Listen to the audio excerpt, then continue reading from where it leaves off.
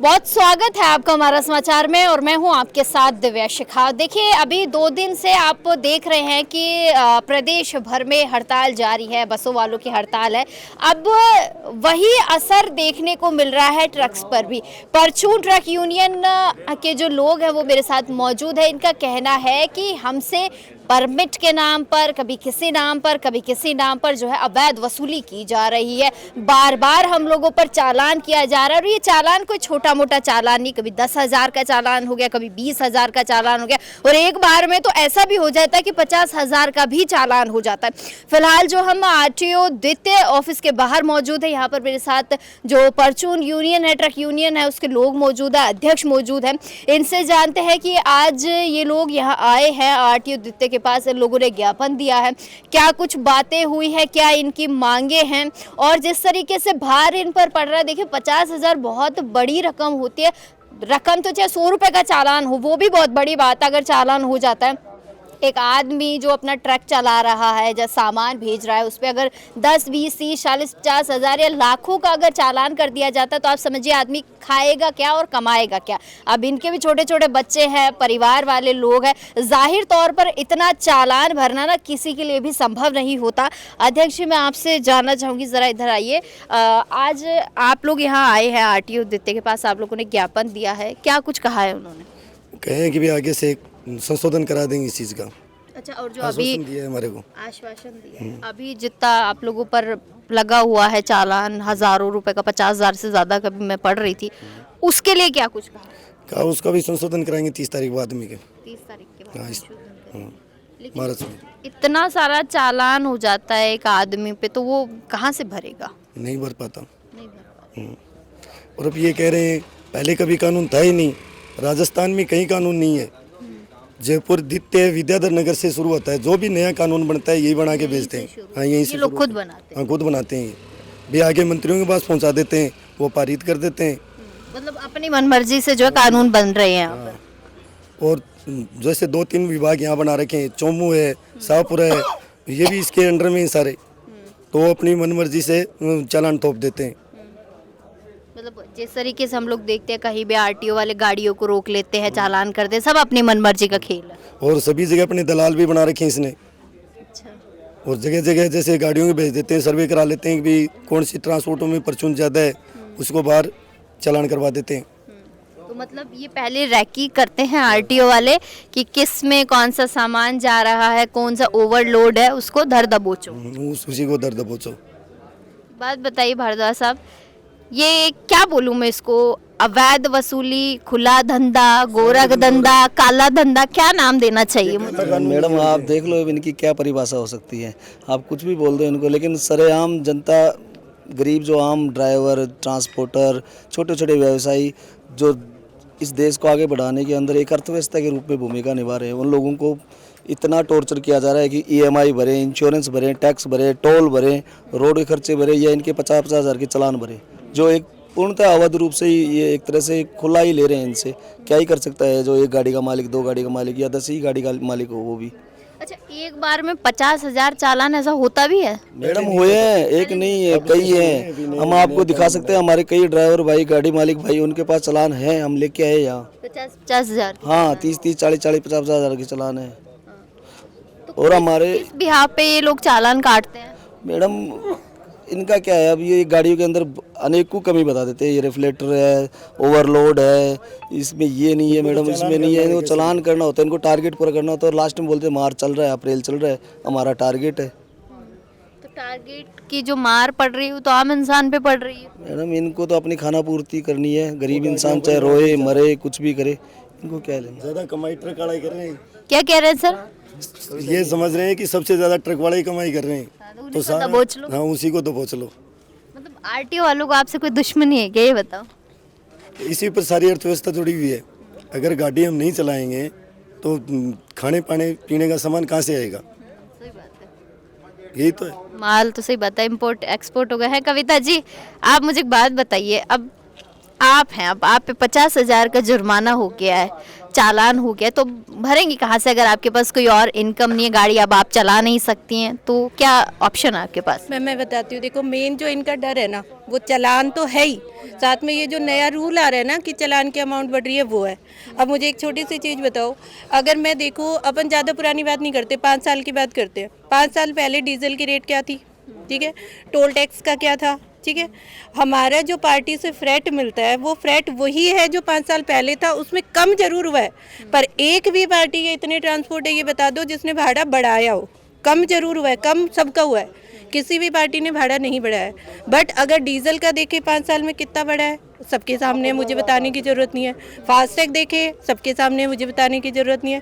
FASTag, diesel, सब कुछ बढ़ रहा है, फ्रेट कम हो रहा है, और उसके ऊपर से ये चालान, ओवरलोड चलाना। मैं तो ये कहती हूँ कि जो सिंगल मोटर मालिक है, जिसके पास 1-2 है, वो अपना बिजनेस चला रहा है, कम से कम चोरी करके नहीं खा रहा ना, उसने अपनी कैसे भी करके मेहनत करके किस्तों पे गाड़ी निकलवाई है, ठीक है, वो मेहनत करके आगे जाना चाह रहा है। सरकार ऐसे तो लघु उद्योग बनाओ, ये बनाओ, सब कुछ कर रही है।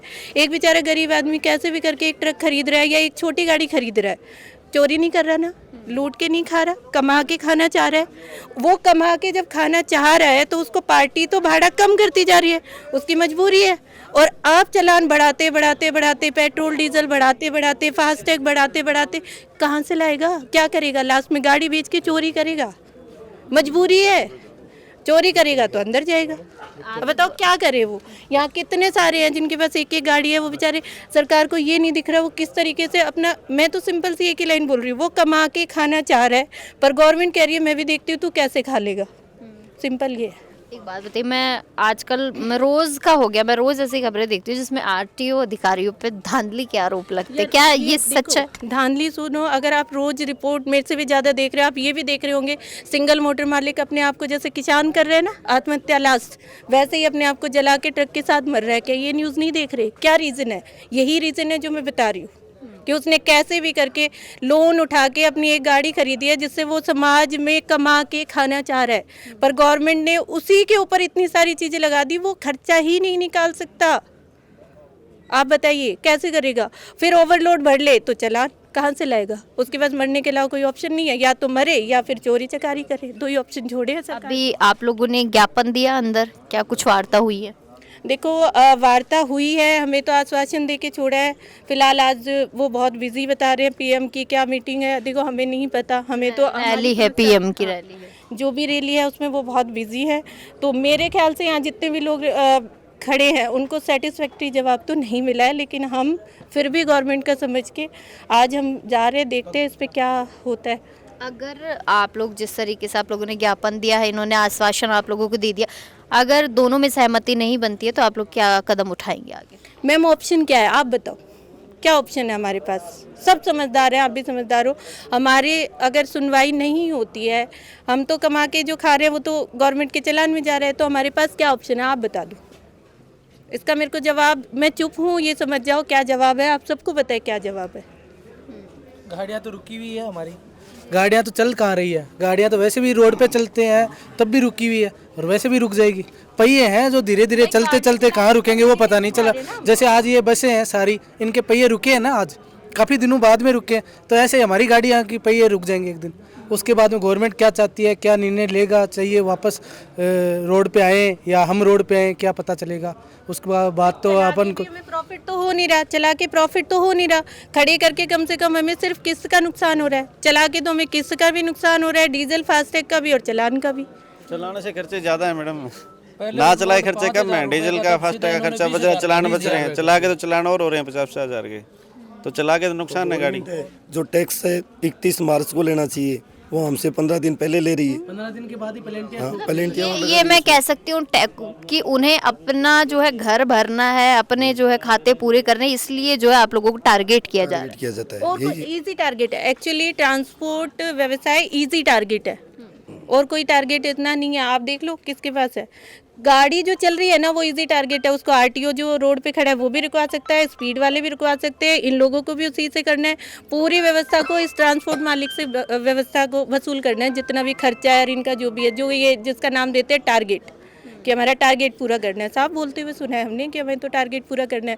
हमारा टारगेट सिर्फ इतना सा होता है हमारे बच्चों का, हमारा घर चल जाए, बच्चों की स्कूल फीस चल जाए, वो हमें नहीं बढ़ने देते। इनके टारगेट पूरे होने चाहिए।